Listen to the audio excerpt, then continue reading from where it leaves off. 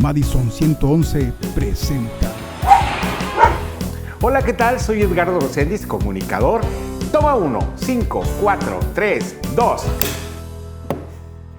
Cuando yo era niño, no tenía perfectamente claro qué quería hacer.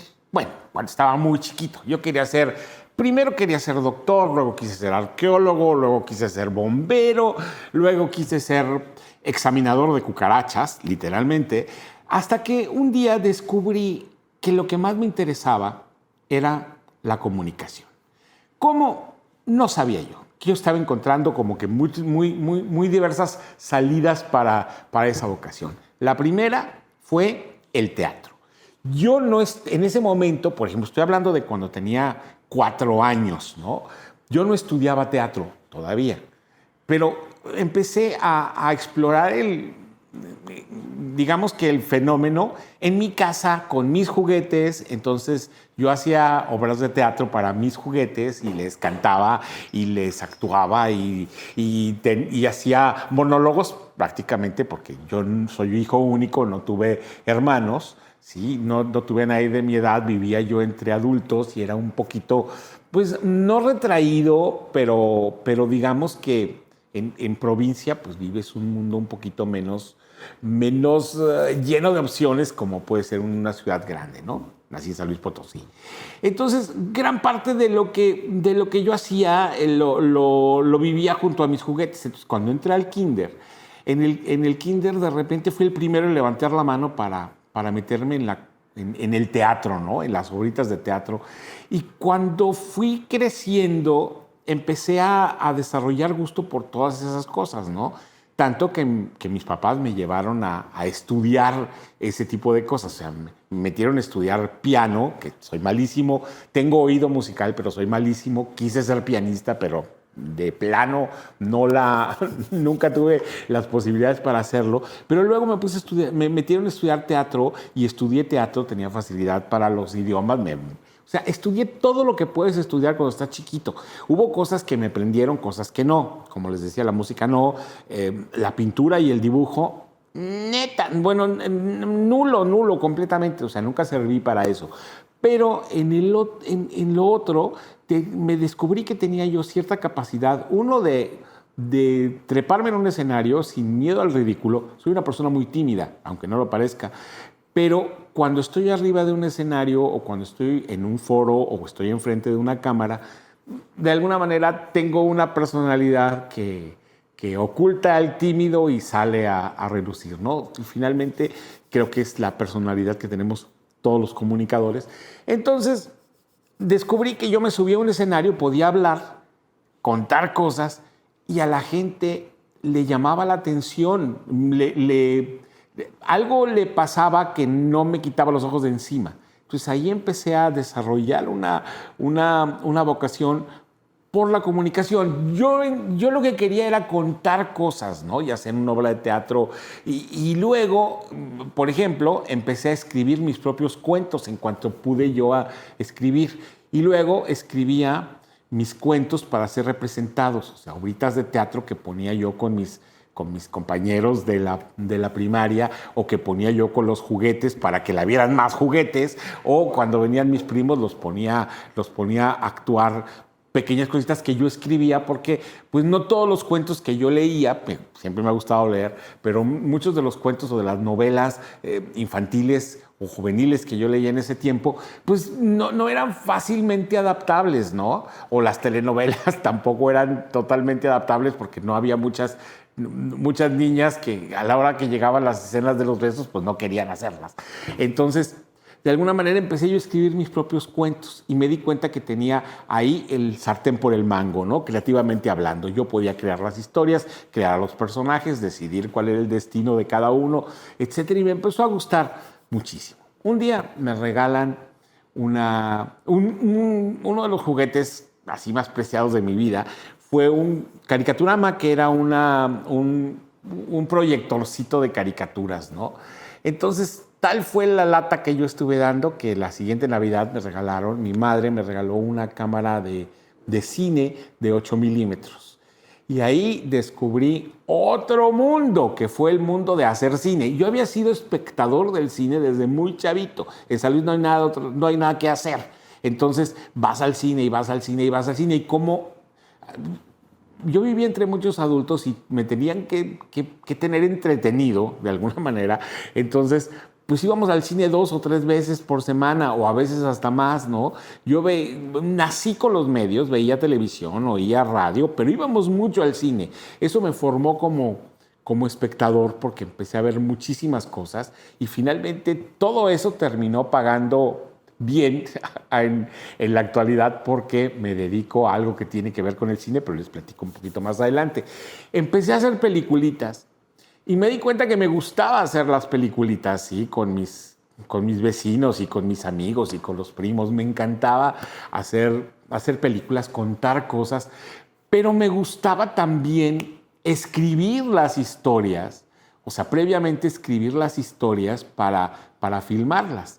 No sabía yo lo que estaba haciendo intuitivamente hasta que llegó mi adolescencia. Y en mi adolescencia yo seguía haciendo teatro y seguí estudiando música y estudiando idiomas y escribiendo cuestiones de teatro hasta que un día me cae en las manos un libro que era el guión de una película que se llamaba El discreto encanto de la burguesía de Luis Buñuel. Y para grandiosa fortuna, porque la diosa fortuna ha estado toda la vida en mi vida desde que estaba yo chavito, la película la estrenan en San Luis Potosí 2 semanas después de que yo tenía el libro.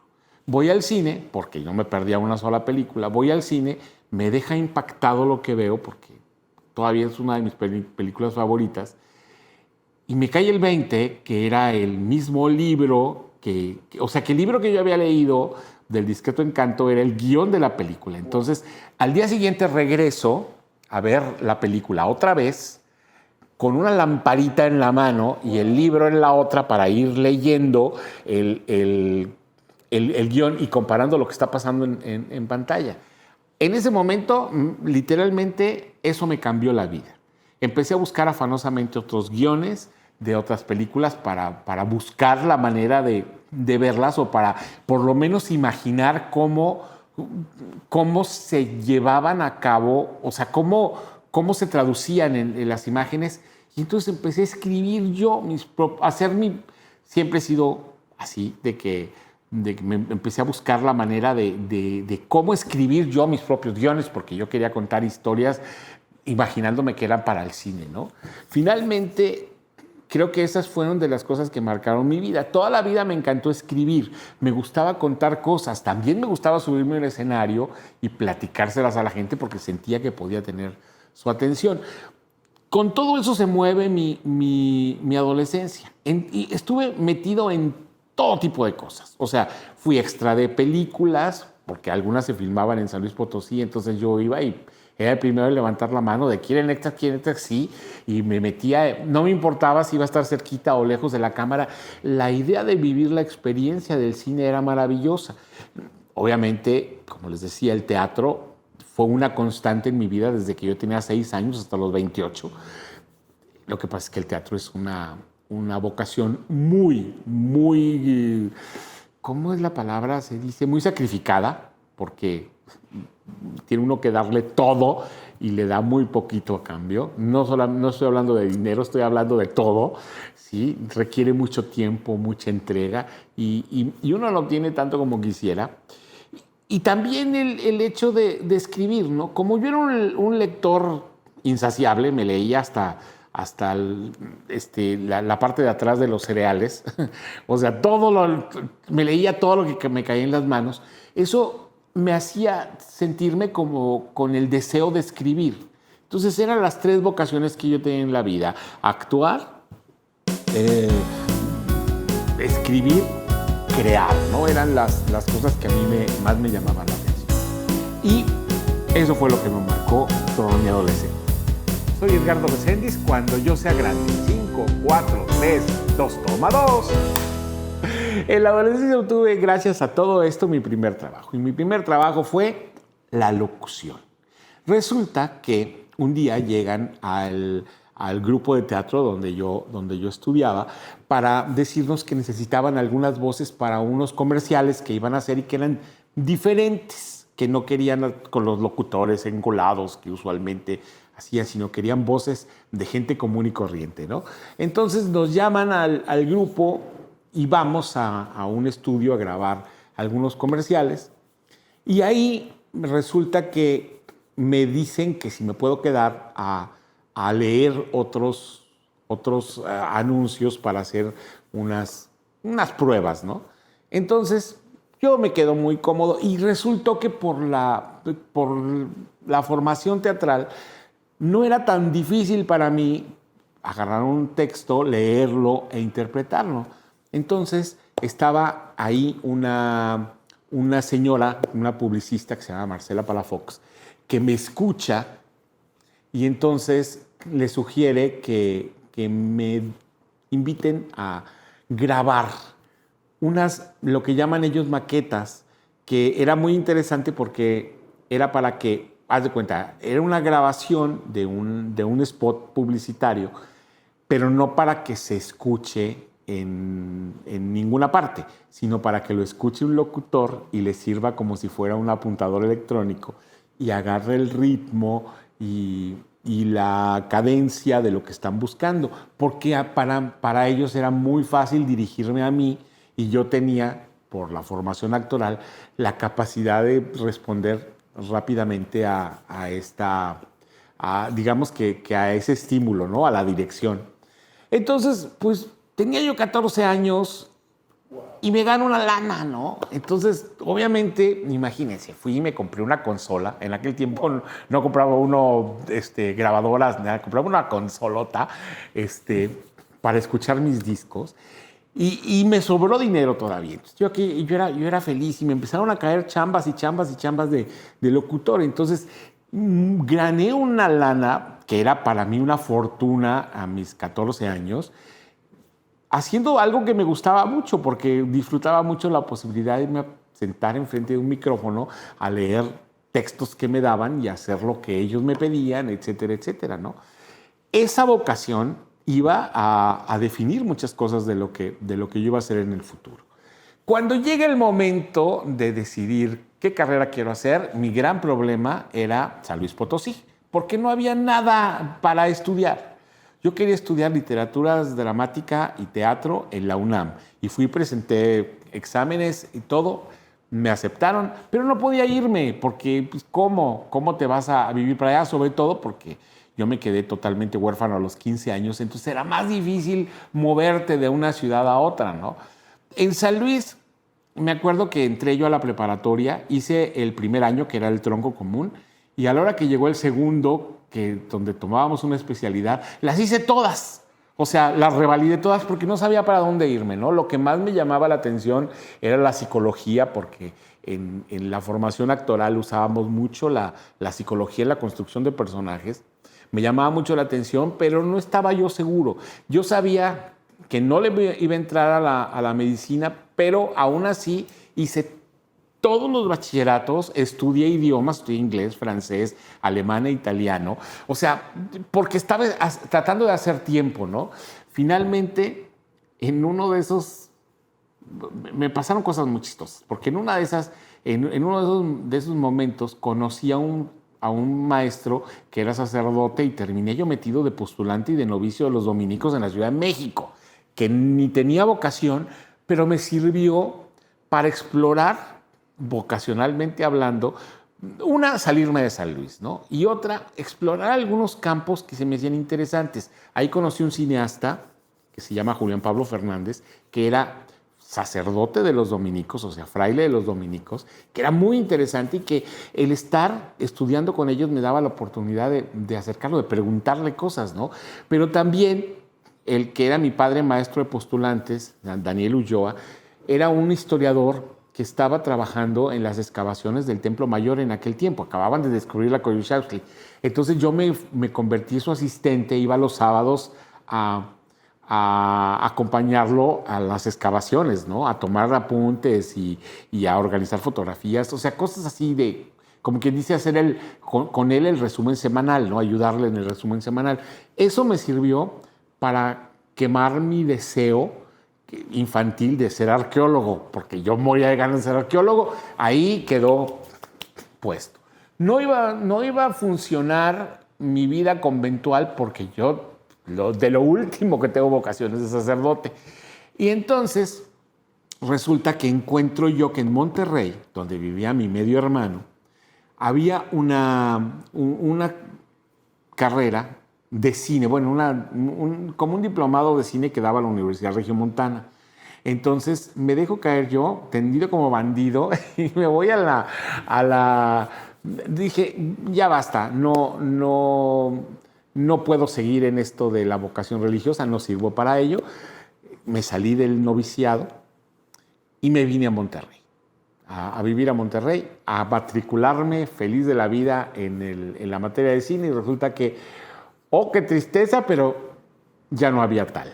Pero en la universidad me dicen, todas las materias de cine están en la carrera de comunicación. Yo de repente le pensé, vi el plan de estudios, y aunque estaban como muy lejos en la carrera, dije, bueno, total. Había muchas materias de literatura, me encantaba la lectura, etcétera, y había, que sí, cositas de radio, etcétera. Y dije, pues ya todo eso le pego porque me gusta.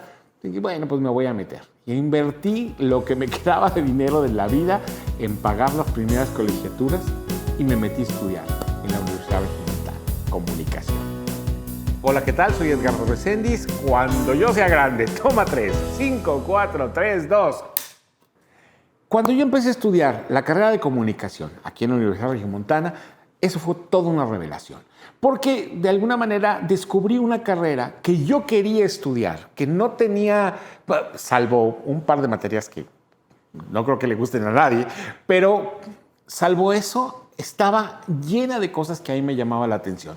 Y la oferta de la carrera era maravillosa, en todos los sentidos, ¿no? Estaba llena de carreras de materias de literatura, de análisis literario, que era una cosa maravillosa que finalmente a mí me terminó sirviendo bastante. Y ahorita les platico por qué. Y luego tenía la universidad, era una universidad urbana, estábamos en el centro de Monterrey y no tenía laboratorios, pero donde todo el mundo hacía sus prácticas era en los medios. Tenía 2 programas de televisión, yo me metí a los 2, en uno hice más cosas. Tenía un programa de radio que también fue espléndido, entonces también me metí y terminé trabajando en el departamento de comunicación de la universidad, escribiendo notitas, que era se llamaba el Centro de Comunicación, y ganándome una beca por trabajar ahí. Era una delicia que para cualquier persona que le llame la atención la comunicación es oro molido, ¿no? Porque había que hacer muchas cosas, había que hacerlas como yo siempre lo he dicho, desde abajo, conocer todos los puntos, que eso creo que es lo más importante que me ha pasado a mí en la carrera, conocer todos los aspectos de cada una de mis vocaciones, pero desde mero abajo, ¿no? Desde en un programa de televisión, desde cargar los cables hasta estar enfrente de una cámara. En un programa de radio, desde cargar los discos hasta ser el locutor principal. De lo que quieran, ¿no? O sea, finalmente creo que fue una etapa muy interesante en ese sentido, la formación de la universidad. Y ocurrió que un día vivía yo en Country y para venir a la universidad que estaba, a mi trabajo en la universidad que estaba enfrente de la Alameda, en donde había sido la funeraria Benito M. Flores, y ahí tenía yo que tomar un camión. Entonces, un día de verano, venía yo en el Ruta 44 y iba tanta gente en el camión. Eran como las 8:15 de la mañana, yo entraba a las 9. Eran como las 8:15 de la mañana, había tanta gente en el camión que me harté y me bajé. Dije, no importa que camine yo 3 o 4 cuadras, estoy harto. Y me bajé en la esquina de Washington y Zaragoza, en el periódico El Norte. En lo que tomaba aire, justamente donde me bajé y me detuve a tomar aire, había un letrero que decía, ¿quieres ser periodista? Nunca me he quedado con las ganas de nada. Y me acerqué para ver ¿de qué se trata esto? Informes adentro. Pues voy y pregunto, ¿qué se tiene que hacer? Me dijeron, pues presentar una solicitud y y ver si usted pasa el filtro, ¿no? Entonces dije, muy bien. ¿Y cuándo se presenta la solicitud? ¿Tiene tiempo? Pues dije, pues sí, claro, te voy a tener como 40 minutos, media hora, 40 minutos. Pásale. Entonces me subieron a una sala en el tercer piso y me dijeron, escriba su autobiografía sin empezar con la palabra nací. Wow. Y, y me dieron unas hojas en una máquina y me agarré escribiendo y entonces las entregué a la secretaria y me fui. Llegué muy contento yo a trabajar porque pues, había escrito como 3 cuartillas que para mí era como coser y cantar porque me gustaba mucho y me gustaba mucho escribir a máquina además. Entonces, pues, al poco tiempo me llaman para una entrevista y empezó una estira de afloja que duró 2 años entre si voy, no voy, hago la solicitud del curso o no, porque el Norte da un curso de periodismo cada año, un curso de 6 semanas del estilo periodístico en donde ven si sirves o no y luego pues de ahí puede que te quedes, ¿no? Generalmente entran grupos de 40, 50 periodistas, 40, 50 estudiantes y de ahí quedan 1 o 2, ¿no? Lo cual de todas maneras, suena como un filtro muy, muy tremendo, lo es, pero la formación que ahí obtienes es espléndida. Entonces, en 1981, yo llegué aquí en el 79. En 1981, por fin, me pude integrar al periódico El Norte. Había trabajado 1 año, estaba yo estudiando, pero en ese tiempo había trabajado también en una agencia de publicidad, que se llama Publicidad Positiva, haciendo spots y guiones y produciendo comerciales, aunque yo estaba estudiando, nunca le tuve miedo a eso y creo que es la mejor escuela, estudiar y trabajar al mismo tiempo, porque aprendes el doble, ¿no? Aprendes en el mundo real y aprendes en la escuela. Y estaba yo en el programa de televisión de la universidad y estaba en el programa de radio y estaba haciendo teatro, porque no lo había dejado, en la compañía de José Marroquín, de Pipo, y estaba también en la compañía de la Universidad Regiomontana. Mi idea era, atibórrate de cosas y ya dormirás cuando puedas, ¿no? Porque además me encantaba, era la posibilidad de echar a andar, ahora sí que de jugar todas las canicas al mismo tiempo, ¿no? Eso era espléndido. Y luego, cuando por fin te integras al periódico, hacer cosas que te encantan, escribir es algo que me gusta, pero al mismo tiempo que te paguen por eso, ¿no? Tener un crecimiento profesional. Un día, y además yo seguí siendo espectador de cine, ¿no? Siempre encontraba la manera de poder seguir viendo películas todo el tiempo porque el cine ha sido mi pasión desde que estaba chiquito. Un día, en el 82, ¿sí? Nos pidieron, tenemos una materia de análisis cinematográfico, que era el mismo modelo del análisis literario, que a mí me hubiera gustado tanto, pero aplicado al cine. Y entonces nos piden que lo hagamos en base a una película. Y la película era Vestida para matar, de Brian De Palma, que se estrenaba el viernes, y haz de cuenta que la clase la tuvimos el jueves, y nos dijeron que el viernes fuéramos escogiéramos una película de estreno, pero que podía ser esa, y que escribiéramos un análisis de esa película. Entonces me voy a ver la película, de ahí, fui a la primera función, y de ahí me voy a trabajar al periódico. Yo entraba al periódico a las 6 de la tarde. Y para que no se me olvidara, lo que hice fue, en un tiempito muerto que tuve entre una Toyota, sentarme a escribir las ideas dije, así ya al ratito le doy forma, ¿no?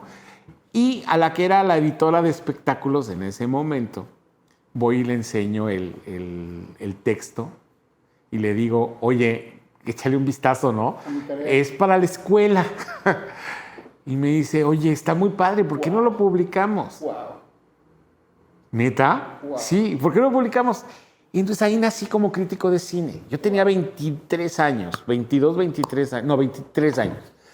Y, y escribo mi primera crítica de cine. Y entonces la siguiente semana lo vuelvo a intentar. Ya no tenía que presentar el trabajo en la escuela. Me fue muy bien, por cierto. Simplemente le di forma periodística. Y la siguiente semana lo volví a hacer y luego lo volví a hacer y luego lo volví a hacer, ¿no? Y luego, una cosa que siempre me ha gustado ha sido... Me cambio a ser editor de espectáculos y a partir de ese momento empecé yo a desarrollar a otros críticos de cine, porque nunca me ha gustado comerme el pastel yo solo.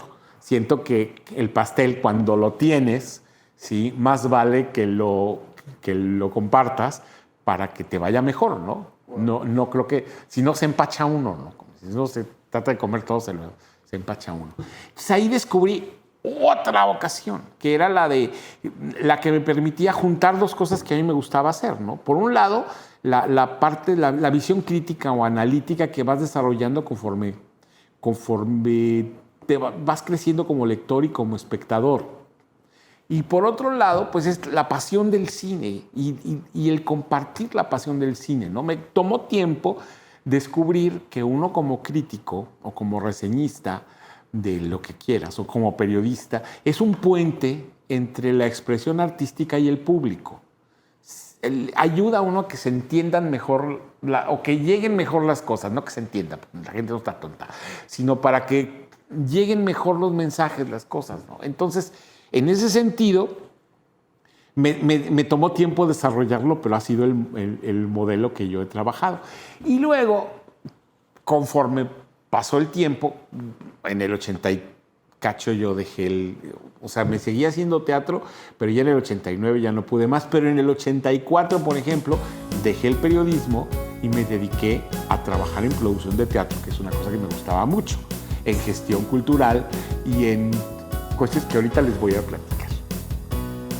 Hola, soy Edgardo Reséndiz. Cuando yo sea grande, toma 4, 5, 4, 3, 2. A mediados de los 80s, yo dejo de trabajar en el periódico, que me gustaba mucho, pero tenía ganas de seguir explorando otras cosas, ¿no? El teatro, porque había una oportunidad de hacer otras cosas, ¿no? Y entonces me voy en busca de fama y fortuna a la Ciudad de México. Dejo todo, me voy a buscar oportunidades en el teatro. ¿Qué pasó? Que no encontré ni la fama ni la fortuna. Entonces, pero encontré trabajo en Monterrey otra vez. Me encuentro a Eliseo Garza, que era el director del Teatro de la Ciudad de Monterrey, y me invita a trabajar con él, y entonces me regreso yo en el 84 a trabajar con ellos haciendo producción de teatro, que es otra cosa que me gusta mucho. ¿Por qué me gusta la producción? Bueno, del teatro, de televisión, de todo me gusta la producción, porque es la posibilidad de hacer que una idea suceda, de materializar una idea, ¿no? De algo que está en papel se convierta en una realidad. Y eso es algo que toda la vida me ha apasionado. Por eso me gusta escribir, porque luego resulta que ideas que tú traes en la cabeza las materializas en algo, ¿no? En un documento, en unos personajes, etc. Y eso siempre es sumamente gratificante. Pues bueno, yo me voy a trabajar al Teatro de la Ciudad y resulta que ahí todas las cuestiones que yo había andado buscando en la Ciudad de México se me dan. ¿Por qué? Porque todas las puertas que yo fui a tocar, por ejemplo, con gente como Miguel Sabido, como Manolo Fábregas, etcétera, porque el teatro seguía siendo así apasionante para mí, todas las puertas se me abrieron.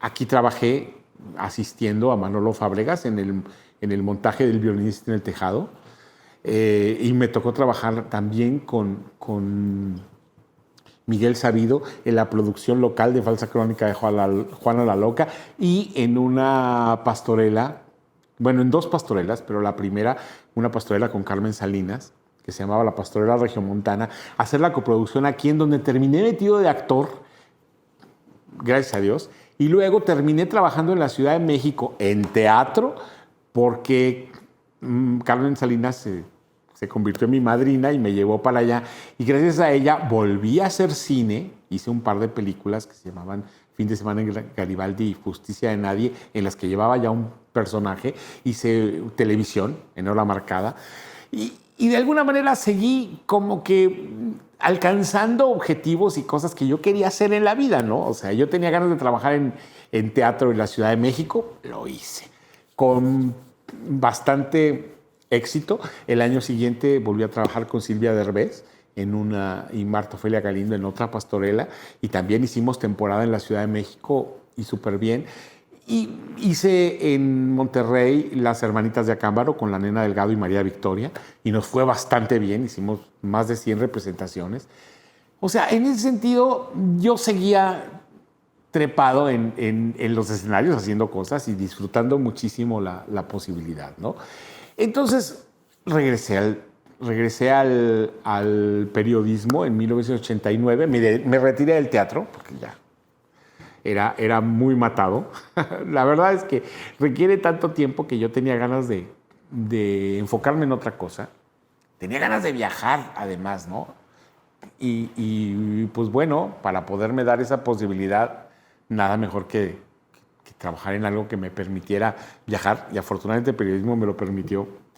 Y entonces regreso al periodismo e incursiono en otra parte que me emocionó mucho, que fue el crear una sección una sección de periodismo, que es la sección Gente del periódico El Norte, que la replicamos en Reforma y en Mural, y que para mí fue la realización de un sueño más, porque me permitió aplicar el modelo que yo había aprendido en el entretenimiento, o sea, produciendo teatro o en la producción de cine, aplicarlo al periodismo para conseguir un producto que fuera diferente de todo lo que se hacía a nivel de periodismo. Entonces, conceptualmente hablando, yo les decía esto a mis superiores del periódico y no me entendían, ¿no? O sea, para ellos es que ellos ven el mundo como periodistas. Yo lo veía como entretenedor, como entertainer, como dicen los gringos, ¿no? Porque lo veía era como producir un programa de televisión, de revista, pero hacerlo todos los días en papel, ¿no? Entonces, eso empezó a funcionar, y durante 7 años, que fueron los que yo permanecí ahí, nunca dejé de jugar, ¿no? De divertirme con esto, porque empiezas a meter tus pasiones, ¿no? Y empiezas a meter el teatro y empiezas a meter el cine y estás creando un producto para leer con el rigor que debe tener un producto para leer. O sea, yo nunca pensé, por ejemplo, en hacer un periodismo de segunda clase, sino al contrario, es decir, vamos a hacerlo con toda la mano, con todo el rigor que se trabaja el periodismo, pero también con un rigor literario de muy buen nivel, pero buscando entretener y sorprender a la gente, hacer y difundir el arte, ¿no? Entonces empecé a colar todas mis pasiones, yo las tenía en el mismo lugar. Y a partir de ahí empezamos a crecer y a crecer y a crecer y a llevar el periódico hasta las grandes ligas del periodismo, a podernos sentar con grandes directores de cine, grandes artistas, grandes estrellas y tener oportunidad de platicar con ellos y convertirnos en parte del fenómeno cinematográfico bien a bien, ¿no? O sea, cuando te das cuenta que algo que tú publicas provoca tumultos para que la gente vaya a ver una película, créeme que son de las cosas que no tienen precio. De verdad, no tienen precio. Hola, ¿qué tal? Soy Edgardo Reséndiz. Cuando yo sea grande, toma 5, 4, 3, 2. Pues sí, pareciera que todo lo que yo hice desde chiquito, ¿sí? De ser espectador, de escribir, de apasionarme por el teatro, de apasionarme por el cine, pues en ese sentido, de todo eso que hice terminó convirtiéndose, vino a conjugarse en lo que yo hice más adelante ya en la parte profesional, ¿no? Estuve yo, por ejemplo, trabajando el periodismo de espectáculos en diario, en la sección Gente, hasta 1997, cuando me ofrecieron pasarme a la revista dominical que tenía el periódico, que tenía los periódicos de Grupo Reforma, que se llama Magazine. Entonces, yo acepto, me meto, y empieza otro capítulo totalmente diferente, que finalmente vendría a ser como que más de lo mismo, porque en ese momento fue empezar ya a trabajar a otro nivel. Crear una revista es una verdadera locura, porque todas tus pasiones están ahí, pero además empiezas a trabajar algo muy interesante. Empiezas a desarrollar una visión a largo plazo. ¿A qué me refiero? A que en el momento que tú empiezas a planear una revista, tú planeas en base a sucesos, personas, situaciones que no están de moda hoy, que quizás sean desconocidos hoy, pero que van a estar de moda dentro de 4 semanas o 3 semanas o 2 semanas en que tú publiques la revista. Entonces tienes que ser un poquito visionario, y eso es verdaderamente, te enseña algo muy interesante. Porque si bien no deja de ser impredecible el gusto del público, sí puedes más o menos adelantarte un poco y vas descubriendo cuáles son las cosas que se mueven, ¿no? Y eso, créeme, verdaderamente no lo dejas de valorar, ¿no? A la par de todo esto, yo nunca dejé de escribir crítica de cine, siempre me gustó. Me encanta la idea de poder, porque pues es compartir un poco lo que a ti te gusta, ¿no? Hacer que la gente vibre contigo con lo mismo que tú vibraste, etc. Y fue más o menos en 2013 que un día mi compañero Eduardo Molina y yo hicimos un experimento con una película de Superman, no creo que era El Hombre de Acero, en que grabamos unas críticas en video. Y duramos un año haciendo esto que se llamaba Los Críticos Opinan, en donde decíamos, les poníamos estrellitas y hablábamos los dos de las películas, ¿no? Y eso derivó en 2014 en un proyecto que se llama La Veo o No La Veo, con lo que acabamos de cumplir 7 años, y que es digamos que unas cápsulas utilitarias que te dan en líneas generales información sobre una película, no spoilers, sino información que te puede permitir a ti tomar decisión de ver o no ver la película. Este producto llegó a la par con el momento que yo dejé el periodismo de espectáculos y me metí en la producción audiovisual, en lo que es la casa productora que tiene Grupo Reforma, que se llama Lince Media, en donde trabajé de 2017 a 2019, sí, 2017 a 2019, y que fue también una súper experiencia creando contenido, haciendo producción de videos, etcétera, ¿no? Y de ahí surgió La Veo o No La Veo. Después yo me jubilé del periódico y me quedé nada más haciendo La Veo o No La Veo, que luego lo derivamos, cuando llegó la pandemia, en un espacio escrito que aparece todos los días en las secciones Gente de los periódicos de Grupo Reforma, y además en videos que aparecen 3 veces a la semana, o sea, durante todo el fin de semana, reseñando los estrenos más importantes o presentando charlas con los creadores de las películas que están en ese momento, o sea, directores, actores, etcétera. Platicamos y ellos nos cuentan un poco sobre de qué va su película nueva y nos comparten cuáles son sus películas favoritas. Y tenemos además una guía de streaming que si sabes, estás en aquel de, híjole, ¿qué veo? Tú te metes a la guía y en la guía encuentras películas y series y calificadas, ¿no? Es decir, pues por lo menos están las recomendaciones que te hacemos nosotros, ¿no? En ese sentido, he tenido una vida que se ha caracterizado porque siempre he estado en lo que me gusta. Nunca he trabajado en algo que yo diga, híjole, esto no me gusta. Al contrario, siempre he estado haciendo cosas que me gustan, muy variadas, que han ido desde crear, desde hacer crítica de cine, desde actuar en cine, escribir cine. La única película que tiene Bronco, el grupo Bronco de No quede huella, que no, como actores en cine, yo se las escribí. Tengo otros guiones, es una de mis pasatiempos favoritos, me gusta mucho.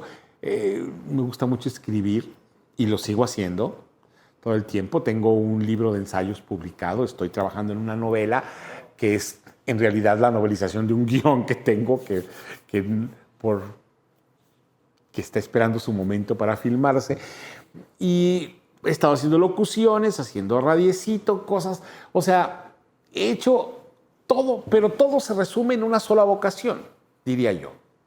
La comunicación, el contar cosas, el servir como medio para transmitir algo a la gente, para platicar historias, para dar opiniones, para hacer visibles algunos mensajes que tiene alguien más. Eso es, y esa ha sido mi vocación de toda la vida y he sido el más feliz de todos de que lo he podido llevar a cabo. Soy Edgardo Reséndiz. Cuando yo sea grande, toma 6, 5, 4, 3, 2. Lo más difícil de mi carrera como comunicador ha sido el tiempo para hacer todo lo que yo quiero, porque luego de repente me enfrento con que hay momentos en la vida en que estás metido en 4 o 5 cosas al mismo tiempo y quieres hacer otras 4 o 5 y humanamente no es posible. Las materias que más me gustaron de mi carrera, las literaturas, o sea, literatura universal contemporánea, literatura latinoamericana contemporánea, los análisis literarios, toda la producción de televisión, de cine, el análisis cinematográfico y innovación, comunicación de innovaciones. La verdad es que no creo que haya una sola materia que esté de sobra. Creo que hay materias que... Es que para un comunicador es muy importante la cultura general. Sí, yo no le quitaría una sola materia de cultura, porque si bien los doctores, los arquitectos, los ingenieros están obligados a tener una base cultural importante, nosotros los comunicadores estamos obligados, porque somos líderes de opinión naturales para la gente en planos de cultura mucho más amplios, ¿no? Entonces yo creo que necesitamos de todo: historia, geografía, gramática, todo. No hay una sola materia que esté en contra. Ni la estadística, que fue la que yo reprobé, ni esa está de más. Los mayores retos en mi carrera han sido, uno, vencer la timidez. Finalmente, créanme, soy una persona muy insegura, lo cual hace que siempre el temor a cuando vas a empezar un trabajo nuevo digas, híjoles, que no voy a poder, pero siempre me aviento. Creo que el reto más grande ha sido vencer eso, y la constancia, porque es muy fácil darse por vencido y decir, no, pues ¿para qué? Si no puedo. Sino hay que ser muy terco. Mentores. Mis mentores han sido muchos. En la carrera de comunicación, bueno, en mi carrera teatral, el licenciado Enrique Galindo en San Luis Potosí, que fue como mi padre. Y cuando llegué aquí a Monterrey a trabajar, tuve muchos mentores y he tenido muchos mentores.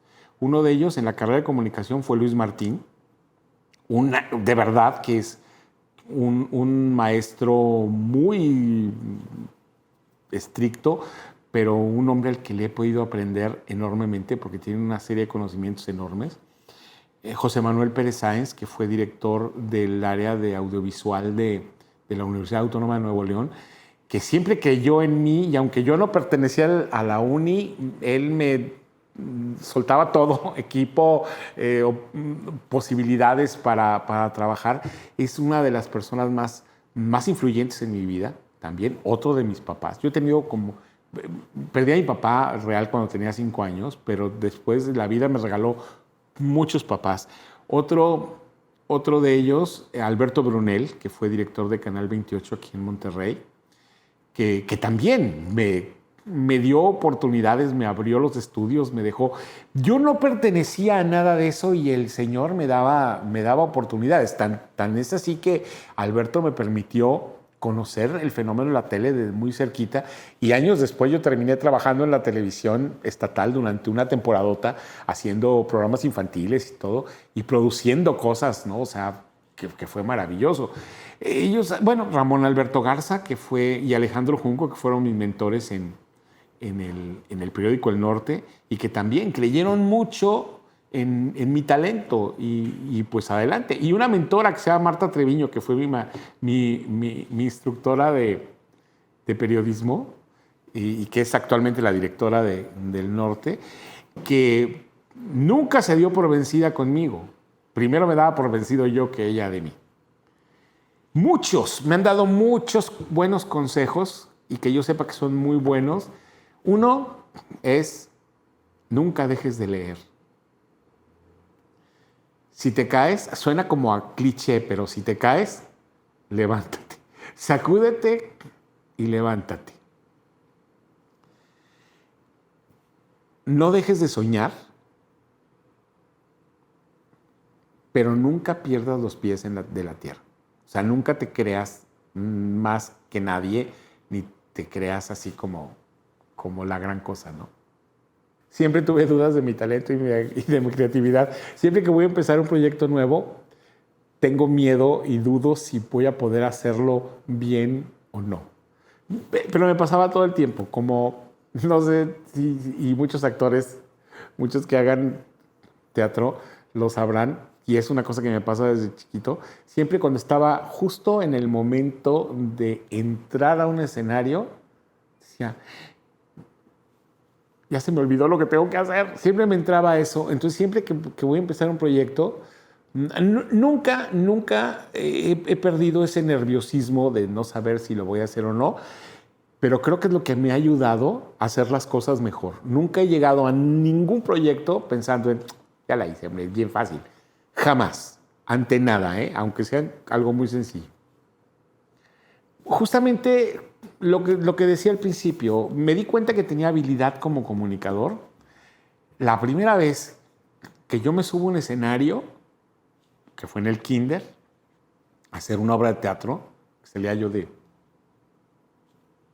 pollo o de no sé qué, una cosa así, y que a la hora que hablaba yo, la gente se me quedaba viendo y le llamaba la atención lo que yo hacía. Entonces, obviamente te das cuenta de eso en el kinder y luego lo haces en la clase y luego en una fiesta infantil a donde te invitan y te das cuenta que a la gente le interesa lo que tú hagas o lo que tú digas, ¿no? Te presta atención. Ahí me di cuenta que yo tenía esa habilidad. Hay gente que tiene otras habilidades, que son muy buenos para jugar con la pelota, que son muy buenos para hacer otras cosas. Yo tengo la habilidad de que digo algo y la gente voltea a verme. Entonces, eso la palabra sería, me da mucho miedo. O sea, hay un término para decirlo, pero como que abruma. Me abruma. Sí, esa es la palabra. Es algo que me abruma, pero al mismo tiempo sé que lo tengo. Entonces, el orgullo más grande de mi carrera, híjole, son muchos. No es uno solo. La verdad es que tengo muchos, porque tengo momentos muy atesorables, ¿no? O sea, el lanzamiento de mi libro, bueno, lo que pasa es que todos los días son de orgullo ya en el momento que te vas a la cama, ¿no? O sea, cuando lancé la sección Gente, el primer gran éxito que tiene la sección, créeme que son de esas cosas que te vas a dormir y dices, no puedo creer, lo hice. O sea, lo logré, ¿no? El día que Salma Hayek me habla el día de las nominaciones de los Óscares y que Salma me habla por teléfono para dar la primera entrevista que le da a un periodista al momento que la nominan al Óscar, pues también es motivo de orgullo. Pero era producto de que el día que yo fui al lanzamiento mundial de Frida en Los Ángeles, que vi la película y que luego me toca entrevistarla, fui el único de todo el grupo que le dije, Salma, a ti te van a nominar al Óscar por esta película, de mí te acuerdas, te van a nominar al Óscar. Entonces, típico que el día que la nominan al Óscar, ella es al primero que le habla de toda la gente fue a mí. Entonces, son esas cosas que te dan mucho orgullo, ¿no? O sea, pero creo que el orgullo se construye todos los días, no es nada más el chiste es que te enorgullezca tu trabajo, ¿no? A mí me enorgullece haber tomado las decisiones que tomé para estar aquí. Hola, soy Edgardo Reséndiz. Cuando yo sea grande, toma 7, 5, 4, 3, 2. ¿Alguna vez dudaste que pudieras vivir de la comunicación? Siempre. Siempre. Y además porque no es un terreno fácil, ¿sí? La gente tiene como piensa en que lo que te va a dar de comer es una carrera, como decían en mi familia, ¿no? Decían mi mamá o decían algunos de mis tíos, de bien. Y cuando hablan de una carrera de bien, todo el mundo piensa en ingenieros, arquitectos, doctores, etc. Entonces, cuando tú tomas una carrera, que como dice una tía mía, eso no es carrera, dudas mucho de que te vaya a ir bien o de que puedas sobrevivir, ¿no? Y pues bueno, yo nunca lo he intentado en ninguna otra de las ramas, pero a mí la comunicación me ha dado para comer, me ha dado para viajar, me regaló mi primera consola cuando yo estaba adolescente y me ha permitido conocer el mundo, etcétera. No me puedo quejar, vivo muy a gusto y nunca me ha faltado nada, ¿no? O sea, a lo mejor no logré ganar sueldos así que levantes el dinero a carretadas, pero mi trabajo me satisface y ahí jugar todos los días a hacer realidad tus pasiones y que encima de eso puedas obtener algo de dinero por ello, pues qué felicidad, ¿no? Es la felicidad que no tienen los que se matan ganando dinero haciendo cosas que no les gustan. La suerte. Pues yo creo que la suerte sí existe, pero existe más el destino que tú te haces, ¿no? O sea, sí, la suerte, tienes 1 o 2 golpes de suerte en la vida, pero tiene más que ver lo que tú haces, el esfuerzo que tú haces para hacer lo que quieres, ¿no? O sea, siempre he creído que existe más que la suerte, el destino. Porque si yo lo veo desde el punto de vista familiar, ¿no? Pues yo he tenido mala suerte, porque crecí, como quien dice, huérfano desde la adolescencia. Pero ese destino no lo cambio yo por nada, porque gracias a ese destino tuve que tomar las decisiones que me trajeron hasta aquí. Y insisto, este momento yo no lo cambio por nada. ¿Qué habilidades necesitamos para ser comunicadores? Uno es apertura de mente. No puede uno ser un comunicador cabal si está uno lleno de prejuicios y de cosas. Tiene que tener la mente abierta, la mente más abierta que el resto de la gente. No puede uno tener una afiliación política como muy cerrada, ¿no? Tiene uno que ser abierto y es ser dúctil, poder, ¿cuál es la palabra? Poder ser receptivo a todas las posibilidades, ¿sí? Estar abierto, ser muy observador, tener criterio y tener mucha cultura para poder ser muy acertado en lo que uno va a comunicar, ¿no? En ese sentido creo que es una de las habilidades. Y estar abierto a estar aprendiendo siempre, siempre, siempre. Esta es una carrera en la que nunca deja uno de aprender, nunca deja uno de actualizarse y nunca deja uno de preguntarse todos los días, ¿lo estaré haciendo bien? La verdad es que no creo que cualquiera pueda dedicarse a la comunicación. Es una vocación, ¿sí? Así como hay gente que tiene vocación de servicio, o gente que tiene verdaderamente vocación para la medicina, o gente que tiene verdadera vocación para los números, no sé, hay contadores que son verdaderamente maravillosos, o para los negocios. La gente que tiene vocación para la comunicación tiene esa particularidad de poder servir como puente entre un mensaje y un receptor. Los consejos que tengo para la gente que quiere ser comunicadora son varios. 1, la cultura. No dejes de leer todo lo que se te atraviese, porque la lectura te va a dar no solamente cultura, sino también te va a dar conocimiento, estructura mental y vocabulario, lo cual es necesarísimo para nosotros. Otro, no dejes de ser espectador. Todo lo que veas, te va a servir en algún momento. Entonces, porque además te da criterio, te da mundo. No dejes de viajar, no dejes de ser escucha.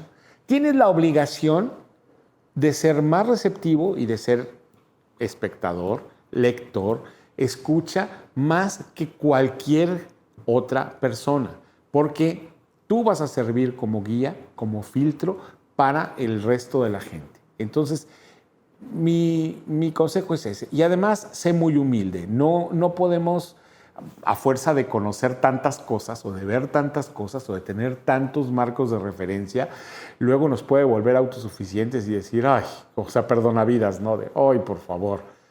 Tenemos que estar siempre con los pies bien puestos sobre la tierra y ser muy humildes, porque eso es lo que nos puede hacer verdaderos comunicadores. Yo te diría que para encontrar tu vocación, regreses a tus sueños infantiles, porque ahí está todo. Generalmente ahí es donde suele estar lo que queremos hacer. O sea, regresa a tus juegos infantiles, acuérdate a qué jugabas cuando estabas chavito, acuérdate qué es lo que te hacía feliz y posiblemente, y digo, te vas a dar cuenta que detrás de tus juegos había 3 o 4 cosas que querías hacer. Analízalas y ahí vas a descubrir una de esas 3 o 4, o a lo mejor las 4, son tu vocación.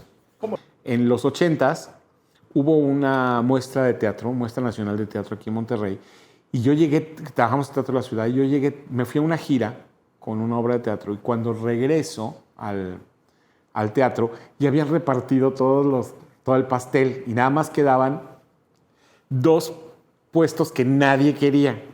Uno se llamaba Producción Escenotécnica, que era habilitación de espacios que no eran teatros, donde decías, bueno, ¿cómo los voy a equipar? Va a ponerle luces, sonido, etcétera, etcétera. Y otro era producción, que era la escenografía para los grupos que venían de visita, que no tenían que viajar con toda su escenografía, etcétera, etcétera, ¿no? Producción y servicios escenotécnicos los hicimos en un solo departamento y lo agarré yo. Nadie lo quería hacer porque era algo muy poco glamoroso, claro. Pero yo descubrí que era terriblemente creativo. Por un lado, la producción, pues eso me gusta mucho, ¿no? Entonces, ahí. Y los servicios escenotécnicos me apasionó porque además significaba el crear por ejemplo, un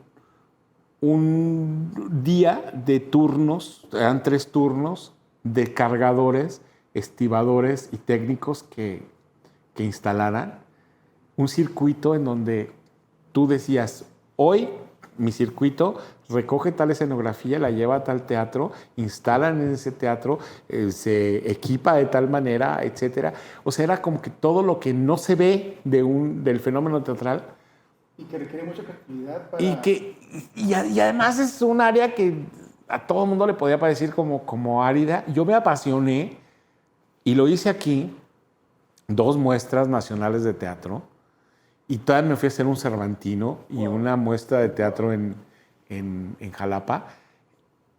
A aplicar el modelo un modelo que yo inventé, porque en todas partes eran 2 departamentos diferentes y aquí lo tuve que agarrar yo y nadie lo quería hacer y me gané una lana, pero más que ganarme la lana fue la satisfacción y aprendí una cuestión que descubrí que también me gustaba, que era la logística. Y porque decía yo, pues la logística es parte de la producción de cine o de la producción de televisión. Claro.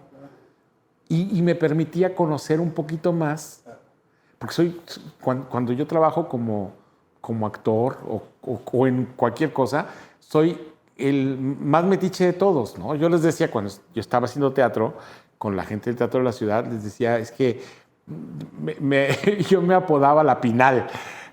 Decía, estoy instalado en La Pinal, porque yo estaba trepado en el escenario y estaba checando las luces y toda la cosa. Entonces, cómo funcionaba el escenario y toda la cosa. Y yo estaba en todo. Y me gustaba producir obras de teatro y luego yo le pedí al director que me invitara a hacer un papel porque me gustaba esa sensación de estar en medio de todo el mecanismo que hace posible esto, ¿no?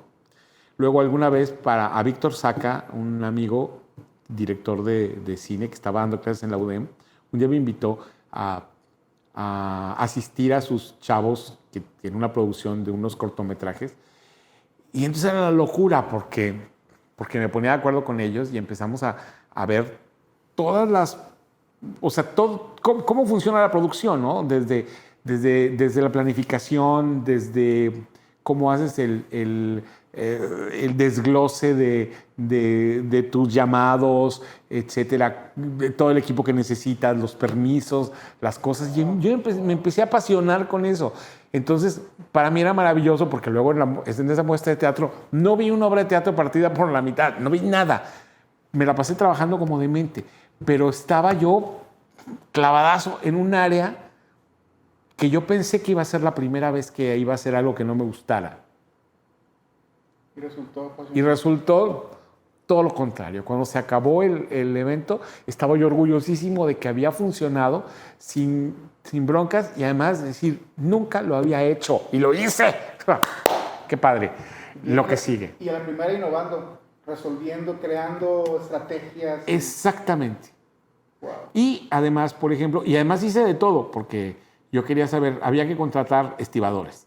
Entonces, gente que iba a trabajar contigo nada más por el evento. Y fui y pregunté, éramos de gobierno, entonces fui a preguntar al gobierno, ¿dónde se consiguen? Pues él me dijo, pues ahí en el Obelisco, en Calzada Madero. Entonces yo agarré la camioneta y yo fui a contratar a los estibadores, ¿no? Y a preguntarles, ¿usted trabaja por turnos y no sé qué? Y luego habilitar la central de trabajo y las bodegas y toda la cosa. O sea, yo estaba descubriendo un mundo diferente que no tenía que ver tanto con subirse a un escenario, con la creatividad artística, sino con otro tipo de creatividad, pero no dejaba de ser apasionante, ¿no? Claro. Aparte, seguramente en varias ocasiones tuviste una opinión arriba por todo lo que viviste de ahí.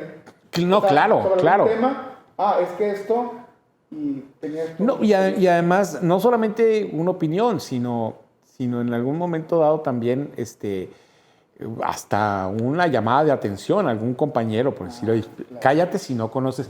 Es que a mí siempre me gustó, siempre me ha gustado conocer todo lo que está detrás, porque eso es lo que te da a entender, o sea, te deja claro cuál es la importancia, no solamente de lo que tú haces, sino de lo que todo el mundo hace, o sea, del papel que juega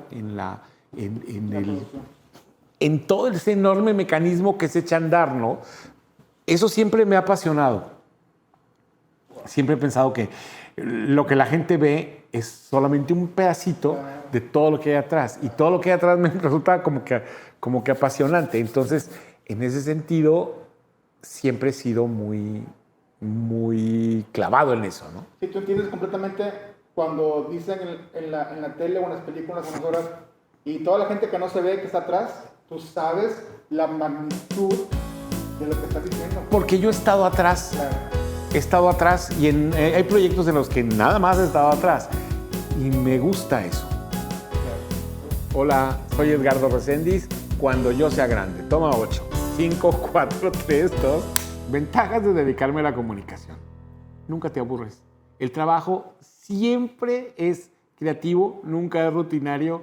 Siempre hay algo nuevo, siempre hay algo nuevo que aprender, siempre tienes nuevas satisfacciones y además la creatividad no se acaba nunca y eso es maravilloso porque creo que la creatividad, aunque suene polémico, es lo que más nos acerca a la divinidad. Nos vuelve creadores. Qué padre concepto. ¿Desventajas? Desventajas. Las desventajas de dedicarse a la comunicación es que hay mucha gente que no lo toma en serio, mucha gente para la que la comunicación es cualquier cosita, es un asunto ahí de segunda importancia, pero creo que cada vez es menos, cada vez, sobre todo ahora en la época de las redes sociales, está quedando más claro cuál es el papel de la comunicación. Y además, otra de las desventajas es que mucha gente piensa que es el terreno más fácil, la carrera más fácil, porque es la que no tiene números. Y entonces nos hemos llenado de gente mediocre y de gente impreparada, ¿no? Pero pues bueno, este tipo de desventajas terminan solucionándose por la selección natural. ¿En qué puede trabajar un comunicador? Un comunicador puede trabajar en cualquier cantidad de cosas, no solamente los medios masivos, o sea, no solamente la televisión, el cine, el periodismo, la radio, ahora las redes sociales, sino también atrás. Bueno, obviamente la comunicación organizacional, pero la producción de todo. O sea, hay muchos espacios, la publicidad para crear, en donde los comunicadores pueden perfectamente trabajar. O sea, hay mucho campo de trabajo, demasiado, diría yo. ¿Algún libro que todos deberíamos leer? Es que depende, pero creo que hay muchos libros sobre comunicación, pero yo les recomendaría cualquier libro de guionismo de Seinfeld, porque les va a dar mucha estructura aunque no se vayan a dedicar al guionismo. Digo, lo tengo yo porque finalmente esa es mi gran pasión, entonces es el libro que yo no dejaría de leer nunca. El proceso creativo para hacer un guión te obliga a ser estructurado, ¿no? Y a establecer prioridades, a objetivos, etcétera, etcétera. O sea, es como hacer un guión es hacer un mapa de algo. Entonces, te obliga a aplicarlo a la vida, a hacer un mapa de tu vida, ¿no? Wow. Una película que les recomiende, híjole. Bueno, hay muchas que les puedo recomendar, pero mi recomendación, y esa es mi recomendación eterna, es una trilogía de Krzysztof Kieślowski de los 90s que se llama Tres colores: rojo, azul y blanco. Este señor es un cineasta que supo retratar el alma humana de una manera maravillosa. Entonces, yo casi les diría que es una película infaltable en la vida de cualquiera. La frase que me representa es: órale, va. Que pareciera simple, pero lo que significa está cañón. Pues yo digo órale, va porque si algo he tenido toda la vida ha sido disposición. Wow. O sea, siempre he estado abierto porque me encanta lo que hago, entonces no sé decir que no, entonces a todo digo, órale, va. ¿Algún aprendizaje de vida que yo tenga y que tenga que compartir?